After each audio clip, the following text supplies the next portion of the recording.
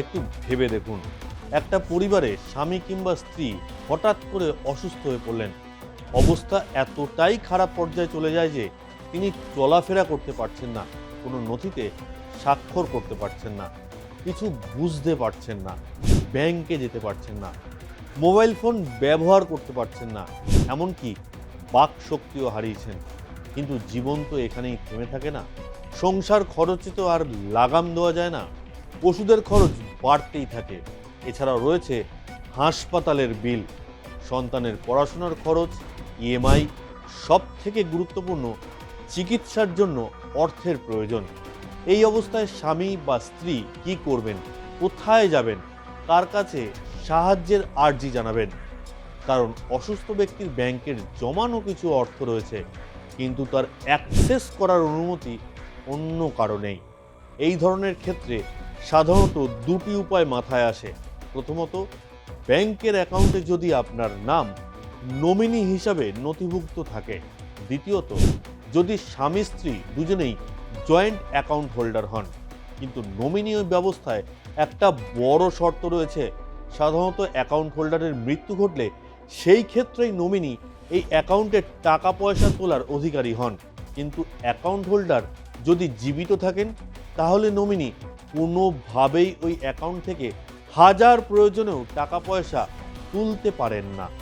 আর joint অ্যাকাউন্টের ক্ষেত্রে যে কোনো একজন অ্যাকাউন্ট হোল্ডার প্রয়োজন মতো অর্থ ব্যাংক থেকে তুলতে পারেন।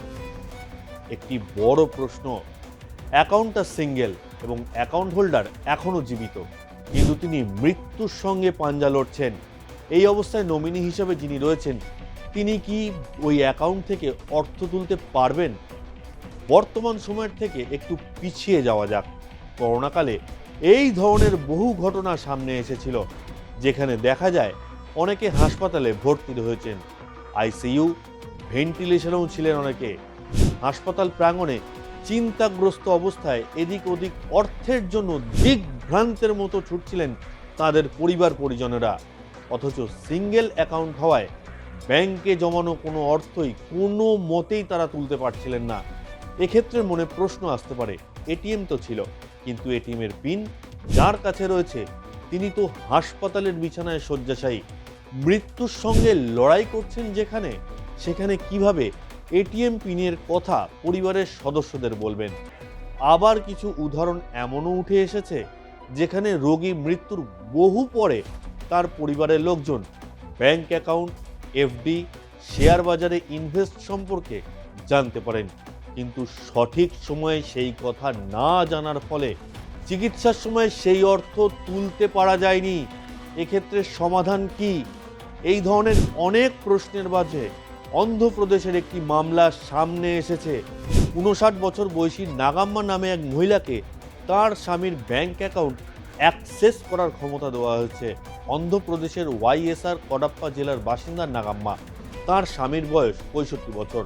নাগাম্মার স্বামী মস্তিষ্কে রক্তক্ষরণের জন্য দীর্ঘদিন ধরে হাসপাতালে ভর্তি ছিলেন। কেয়ার হসপিটাল হাইটেক সিটিতে অস্ত্রোপচারের পর তার সিভিএ লেফট সিজি হেমাটোমা ধরা পড়ে এবং তিনি লেফট এফপিটি ডিকম্প্রেসিভ ক্র্যানিয়েক্টমি করান। কিন্তু অস্ত্রোপচারের পরেও তার শারীরিক অবস্থার উন্নতি হয়নি এবং তিনি এখনও ভেজিটেটিভ স্টেটে রয়েছেন। এই ভেজিটেটিভ স্টেট হলো এমন এক অবস্থা যেখানে রোগী জীবিত রয়েছেন, কিন্তু তিনি কিচ্ছু বলতে বা হাত পা শরীরের কোনো অঙ্গ প্রত্যঙ্গ চালানোর মতো ক্ষমতায় থাকেন না। নিঃশ্বাস নেওয়ার জন্য একটি ট্র্যাকিওস্টমি টিউব এবং খাওয়ানোর জন্য একটি রাইলস টিউবের প্রয়োজন হয়। তার নামে কিছু সম্পত্তি এবং অ্যাক্সিস ব্যাংক অ্যাকাউন্টে প্রায় 14.5 লক্ষ টাকা রয়েছে। এই অবস্থায় নাগাম্মা নিজের স্বামীর অভিভাবক হিসাবে নিযুক্ত হয়ে এই মামলাটি দায়ের করেছিলেন। নাগাম্মা আদালতে জানান, যেহেতু তার নিজের তহবিল প্রায় শেষ হয়ে গিয়েছিল, তাই স্বামীর চিকিৎসা বা সংসার খরচের জন্য কিছুই অবশিষ্ট ছিল না। উপরন্তু তাদের দুটি সন্তান রয়েছে এবং তারা বড় হওয়ার সঙ্গে সঙ্গে তাদের খরচও বাড়ছে। অন্ধ্রপ্রদেশ হাইকোর্ট কেয়ার কনভয় রিহ্যাবিলিটেশনের মেডিকেল সুপারের দেওয়া সার্টিফিকেট এবং নিউ লাইফ রিহ্যাব হাসপাতালের দেওয়া শংসাপত্রের কথা উল্লেখ করে জানিয়েছে যে রোগী বর্তমানে ভেজিটেটিভ বা কোমায় রয়েছেন। অন্ধ্রপ্রদেশ হাইকোর্টের বিচারপতি ভেঙ্কটেশ্বরলু নিম্মাগাড্ডা বলেছেন যে পূর্ণাঙ্গ অভিভাবকত্বকে ন্যায্য প্রমাণ করার বিষয়টি বেশ স্পষ্ট। তারা পর্যবেক্ষণ করেছেন যে যখন একজন স্বামী সম্পূর্ণ কোমা বা ভেজিটেটিভ অবস্থায় থাকেন এবং বিচার বুদ্ধি প্রয়োগ, সিদ্ধান্ত গ্রহণ বা নিজের পক্ষে কাজ করার ক্ষমতা হারিয়ে ফেলেন, তখন ভারতীয় প্রাচীন দার্শনিক ধারণা অর্ধাঙ্গিনী অর্থাৎ স্ত্রী অপর অর্ধাংশ কে বিবেচনা করে তার অভিভাবক হিসাবে কাজ করার জন্য স্ত্রীর চেয়ে স্বাভাবিকভাবে, নৈতিকভাবে বা আইনগতভাবে অধিক উপযুক্ত আর কেউ হতে পারে না। অন্ধ্রপ্রদেশ সরকার যুক্তি দিয়েছিল যে আবেদনটি নিজেই গ্রহণযোগ্য নয়, কারণ এটি একটি দেওয়ানি বিষয়, তাই দেওয়ানি আদালতে আবেদন করা উচিত, অন্ধ্রপ্রদেশ হাইকোর্টে নয়। এই যুক্তিটি প্রত্যাখ্যান করা হয়েছিল, কারণ হাইকোর্ট রায় দিয়েছে যে অচেতন অবস্থায় থাকা ব্যক্তির জন্য অভিভাবক নিয়োগের দাবিতে অনুচ্ছেদ 226-এর অধীনে হাইকোর্টে আবেদন করার ক্ষেত্রে তিনি যথাযথ ছিলেন। সেই অনুযায়ী অন্ধ্রপ্রদেশ হাইকোর্ট তার আবেদন মঞ্জুর করেছে এবং নাগাম্মাকে তাঁর স্বামীর ব্যাংক অ্যাকাউন্ট পরিচালনা করার অনুমতি দিয়েছে।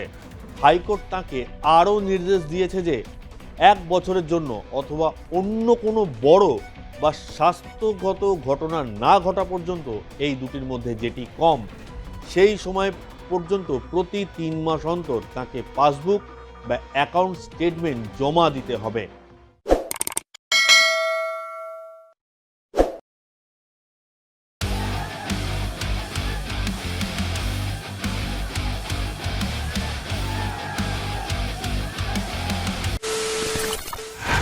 খবরের নামে প্রতিদিন সন্ধে আপনার ড্রয়িং রুমে কি শুধুই চিৎকার চেঁচামেচি খেয়ে আসে? বিতর্কের নামে চলে গালাগালি আর কাদা ছোড়াছুড়ি। এবার সময় পরিবর্তনের, কারণ আমরা কান ফাটানো চিৎকারে বিশ্বাস করি না। আমরা বিশ্বাস করি খবরের সত্যতায়। আমরা কোনো পক্ষের হয়ে গলা ফাটাই না, আমরা সাধারণ মানুষের হয়ে প্রশ্ন তুলি। চিৎকার নয়, শুধু খবর হবে যেখানে বিতর্ক আছে কিন্তু কুৎসিত ঝগড়া নেই। সঠিক তথ্য, বিশ্বস্ত খবর। নজর রাখুন আর প্লাস নিউজে।